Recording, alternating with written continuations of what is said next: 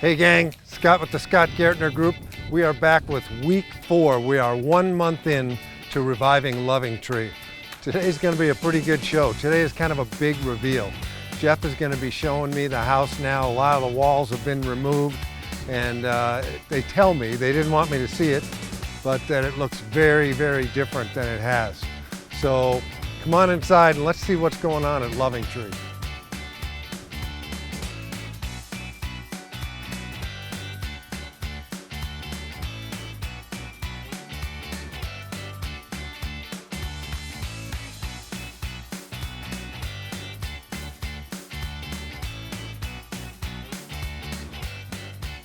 Scott just arrived, so we're going to show him what's new.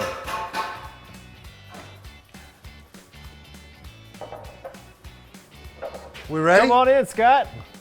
All right.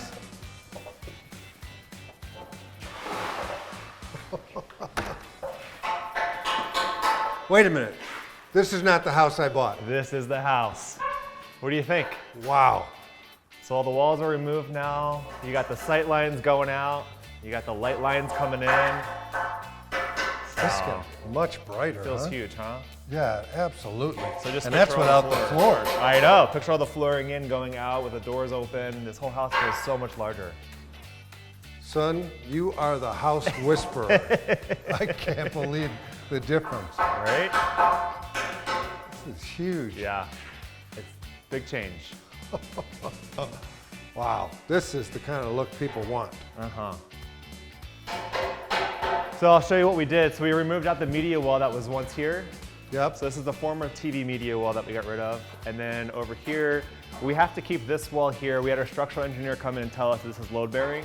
So the plan is we're just gonna carry the wall continuously here so the flow still goes. And then that way it'll allow us to flow the bar into the kitchen. So it's just one continuous flow. So it's not chopped up. And then we'll wrap the cabinets around the back wall and through the wall over here. And that'll become the bar wall. So basically what you're gonna see is just one continuous beautiful line of cabinetry. Everything will be symmetrical and just be very clean lines. Is the plumbing going to be there? So the plumbing will stay here.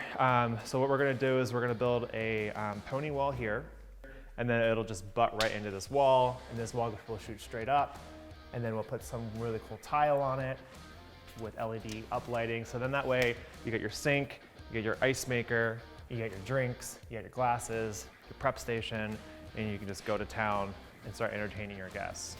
I assume that's load bearing? This is load bearing, yeah. So this part here of this is load bearing. Yep. So we have to keep this part. Makes sense. Otherwise we could open it all up. So this beam here is a load bearing beam. And this load bearing beam has to stay, we can't remove it. What we're gonna do is we're gonna build a drywall soffit, so to speak, and that drywall soffit will frame in the glass for the wine cabinet. So it'll be an intentional design and make it more custom. And it'll just look really cool. It'll be a nice finish. So we're taking a problem and we're making it a custom feature. So I love it. Add some really architectural cool. interest, and like you say, it'll even look more custom. Exactly. Yeah, so I'm really excited about when this finishes up. All right, so in here, Scott, we removed this wall here. So now the sight lines flow right into the bathroom. Yeah, it really opens. So this has been removed. We also removed the cabinetry in here for the new dry bar that we're putting in here. Nothing like having a fresh cup of coffee in the morning when you wake up. So this has all been demoed. We've got the pony wall that was here dividing the sink from the tub. That's gone. And then we've jackhammered the tub frame out and the tile. This is going to be a very, very different bathroom. It is. This all felt kind of wasted right here. Yeah, the freestanding tub is going to help alleviate some of the wasted space around the tub. You can see here in the ground, this is where the tub inlay was, and then this is the wall. So just this unusable space all the way around. Look at this. Over a foot of wasted space. Just wasted space. So when you have a platform tub like this, You have to build a platform, which takes up space. So if you look here, I mean, this is over a foot of wasted space. So now that we'll be able to tuck the tub over and have it be freestanding, even though the tub may take up the same footprint as the existing tub, it'll feel more open because, again, your sight lines, you're able to see past the tub. You can see the wall and the side of the tub. So it just makes the bathroom feel airy, light, not so chunky and heavy. So by removing the soffits and the wasted spaces, it becomes more open. It's all about that, right? Trying to create that feeling of space and and not wasting it. Yeah. So the door here, we were able to salvage because we're going to be putting it over here. So we're just going to turn the door, and now it's going to be a pull out versus a push in door. And then in prep to the toilet, we're relocating it over 3 feet this way to the left, and they've jackhammered out through the subfloor, and they're going to be relocating that next, and then they'll put the dirt back in, and then they'll cement it, and then it'll be ready for tile and framing. And then by doing that, that will allow a new walkway into the toilet room, and then it'll allow us to expand the his and her shower.